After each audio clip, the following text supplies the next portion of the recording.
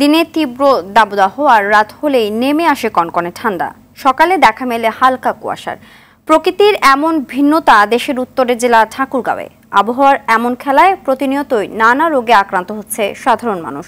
উত্তরের শীতল বাতাসে শীত অনুভূত হচ্ছে বলে জানিয়েছে স্থানীয় আবহাওয়া অফিস। ঠাকুরগাঁও থেকে জয়নাল আবেদিন বাবুলের তথ্য ছবিতে ইমরুল কাসের রিপোর্ট। দিনব্যাপী তীব্র তাপপ্রবাহ, রাত হলেই নেমে আসে শীতল অনুভূতি। সকালে দেখা মেলে হালকা থেকে ঘন কুয়াশা। এ চিত্র দেশের উত্তরের জেলা ঠাকুরগাঁওয়ের। সারাদিনের ৩৬ থেকে ৩৮ ডিগ্রির গরমের পর রাতের শীতল অনুভূতি। ভোর থেকে সকাল ৮টা পর্যন্ত জেলার বিভিন্ন স্থানে হালকা থেকে ঘন কুয়াশায় বিপর্যস্ত জনজীবন। আবহাওয়ার এই ঠান্ডা গরম খেলায় চরম ভোগান্তিতে সাধারণ মানুষ।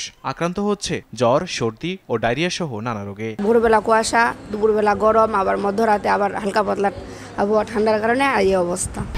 ১, ২, ৩ ঢাকায় জমি জিতে নিন ১০০% ক্যাশব্যাক সহ ২০ কোটি টাকার পুরস্কার।